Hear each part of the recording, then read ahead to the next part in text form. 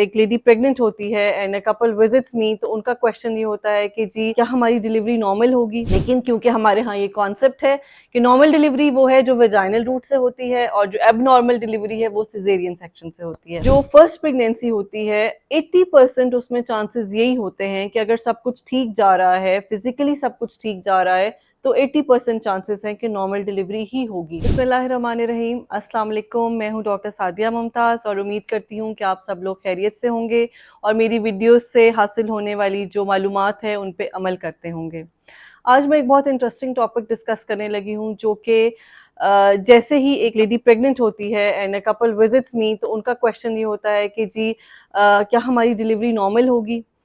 तो मेरा जवाब उनके लिए ये होता है कि एक डॉक्टर के लिए नॉर्मल डिलीवरी क्या है। नॉर्मल डिलीवरी ये है कि आपका बच्चा और आप खैर खैरियत से अस्पताल से फारिग होकर घर जाएं। Trust me, this is a normal delivery. लेकिन क्योंकि हमारे यहाँ ये कॉन्सेप्ट है कि नॉर्मल डिलीवरी वो है जो वेजाइनल रूट से होती है और जो एबनॉर्मल डिलीवरी है वो सिजेरियन सेक्शन से होती है।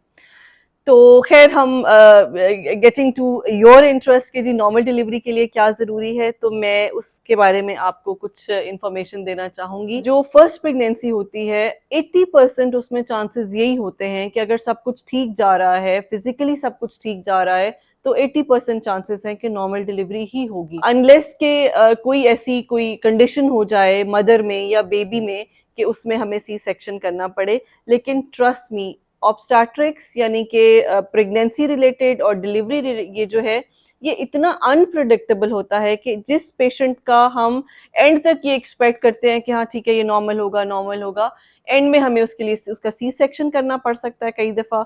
और कई पेशेंट्स को हमने ऑपरेशन थिएटर ले जा कर कि जी इनको हम ऑपरेशन के लिए लेकर जा रहे हैं, वहाँ जाके उसकी डिलीवरी कर दी है। तो ये जब तक बच्चा हमारे हाथ में नहीं आ जाता, हम नहीं बता सकते कि ये डिलीवरी नॉर्मल होगी या ऑपरेशन होगा। उसकी वजह ये है कि जब किस प्रेग्नेंट लेडीज़ को जब 9 मंथ्स के बाद पेन्स आती हैं, तो हमें ये नहीं पता कि वो बच्चा उस पेन्स को किस तरह से लेकर चलता है। कई दफ़ा होता है कि बच्चों के गले में वो अम्बिलिकल कॉर्ड होती है, जो कि जैसे ही पेन आती है तो वो कॉर्ड टाइट होती है, उस वजह से बच्चे की हार्ट बीट जो है वो फॉल करना शुरू कर देती है और उससे बच्चे का जो स्टूल है वो पास हो जाता है। उसके लिए हमें ऑपरेट करना पड़ता है। मतलब ये वो कंडीशंस हैं जिनको हम प्रिडिक्ट नहीं कर सकते कि क्या होना है। एक नॉर्मल डिलीवरी के लिए अपने जहन में ज़रूर ये रखिए कि आपको एक हेल्दी बेबी चाहिए with any kind of delivery. हाँ, आप स्टेप्स उसके लिए क्या ले सकते हैं, उसमें यह है कि कई दफ़ा ये होता है, मैं अभी उन 80% डिलीवरीज की बात कर रही हूँ कि जो मैं आपको बता रही थी कि अगर फर्स्ट बेबी है तो अगर कोई और प्रॉब्लम नहीं है तो 80% वो नॉर्मल डिलीवर होंगे, या अगर आपका दूसरा या तीसरा बच्चा है फिर तो 90 to 95% चांसेस हैं कि आपकी डिलीवरी नॉर्मल ही होगी। लेकिन इसको एड करने के लिए आप क्या कर सकते हैं कि आप शुरू से ही जैसे ही आपको पता चले कि प्रेगनेंसी है तो हल्की फुल्की एक्सरसाइज और वॉक जो है वो जारी रखें। कंप्लीट बेड रेस्ट, अनलेस कि आपको कोई ब्लीडिंग का प्रॉब्लम या कोई डॉक्टर की एडवाइस ना हो तो वो ना लें। थोड़ा बहुत हल्का फुल्का अपनी रूटीन में इसको रखें। डाइट में बहुत ज़्यादा जंक फूड ना खाएं, अपना वेट ना बढ़ाएं। सबसे इम्पॉर्टेंट बात यह है कि प्लीज़ अपने वेट पे तवज्जो दें।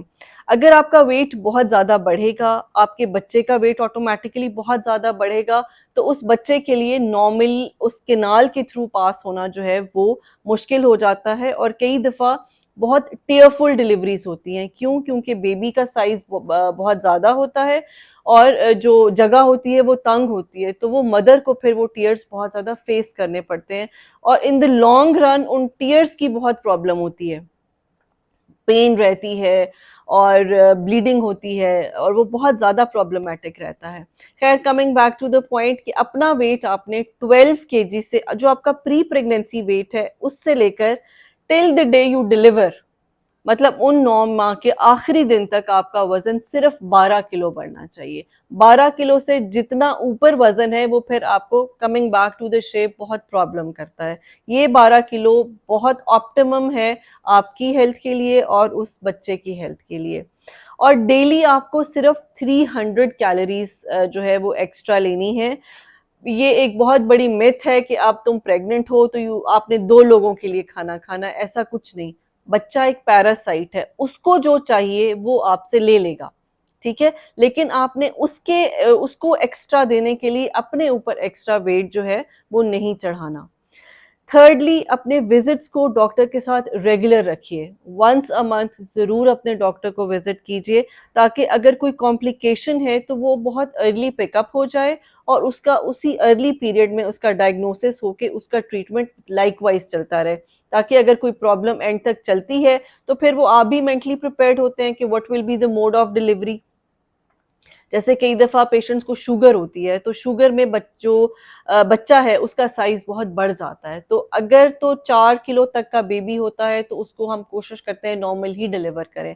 वो भी डिपेंड करता है अगर बेबी का हेड नीचे आ रहा हो, लेकिन 4 केजी यानी 8 पाउंड से ज़्यादा बच्चे को हम नॉर्मली डिलीवर नहीं करना चाहते, because that is disastrous for a mother. फिर वो एक वेजाइनल सिज़ेरियन सेक्शन बन जाता है, जो कि बहुत ज़्यादा पेनफुल भी होता है, कॉम्प्लिकेटेड भी होता है मदर के लिए, बिकॉज़ आफ्टरवर्ड्स उसकी बहुत सारी कॉम्प्लिकेशंस हैं जो मदर को फेस करनी पड़ती हैं। अपनी डाइट को फ्रेश रखिए, कुछ भी एडेड ऑन बेकरी प्रोडक्ट्स, ये फास्ट फूड, जंक फूड, इससे जो है ये आप परहेज़ करें। एंड में जाके जब 9th मंथ आपका स्टार्ट होता है तो मैं स्पेशली अपनी पेशेंट्स को कहती हूँ कि मैंगोज़ और पपायास ये ज़रूर खाएँ, क्योंकि इनमें जो एक ब्रोमलेन एक एंजाइम है जो कि सर्विक्स की सॉफ्टनेस करता है और लेबर को इंड्यूस करता है, ऑटोमेटिकली नेचुरल लेबर इससे इंड्यूस होती है।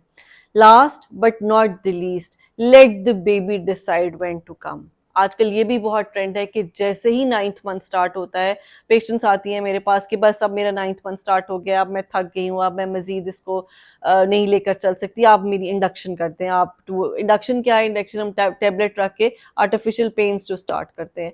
Mark my words, induction can lead to C section, more than 60% chances होते हैं कि उसमें सी सेक्शन हो। क्यों? क्योंकि इंडक्शन की डोजेज़ होती हैं, आपको मैक्सिमम 2 से 3 डोजेज़ दी जाती हैं। अगर तो इन 2 से 3 डोजेज़ में आप लेबर में चले जाते हैं और एक एडिक्वेट प्रोग्रेस आपकी लेबर में हो रहा है, दैट्स फाइन, दैट्स गुड।